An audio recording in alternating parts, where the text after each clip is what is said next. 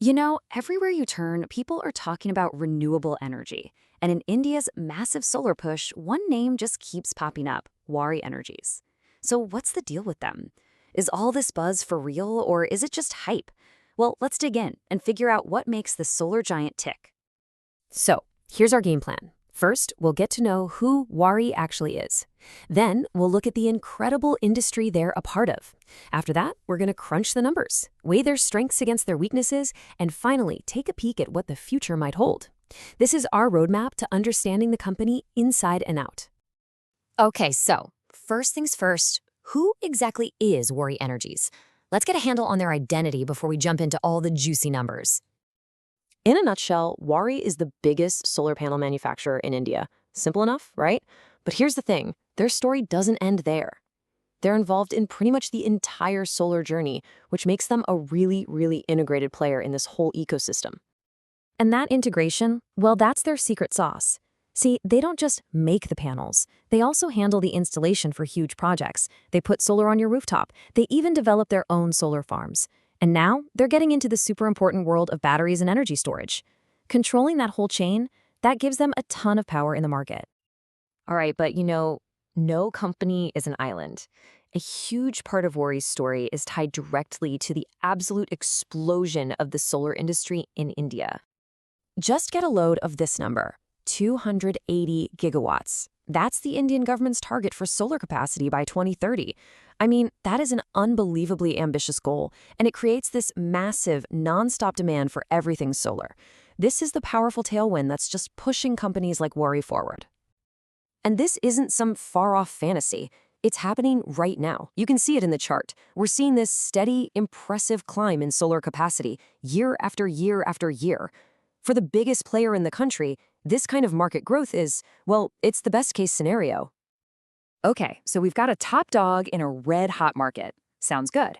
But what do the numbers actually say? It's time to pop the hood and take a look at their financial performance. Wow, okay, this snapshot from FY24 tells a pretty amazing story. First off, revenue is up a whopping 45%. That's fantastic. But get this, net profit is up 80%. That kind of jump tells you they aren't just selling more stuff, they're getting smarter and more efficient at doing it. And they're doing all this while keeping their debt stable, which means this growth isn't just fueled by risky borrowing.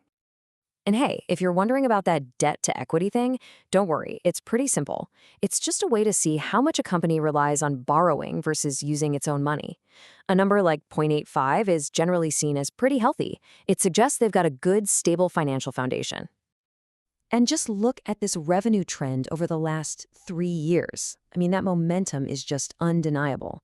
We're not talking about one good year here. This is a consistent, steep, upward climb. This is what that market tailwind we talked about looks like on a graph. And here's the really crucial part. The profits are growing right along with it. In fact, they seem to be accelerating. This is a great sign that the company is scaling up effectively and that its business model isn't just big. It's becoming more and more profitable. All right, so the financials look strong, the market is on fire, but what about the company itself? Let's switch gears and focus on the internal stuff, Waaree's core strengths, and of course, its potential weaknesses. So this gives us a nice, balanced picture.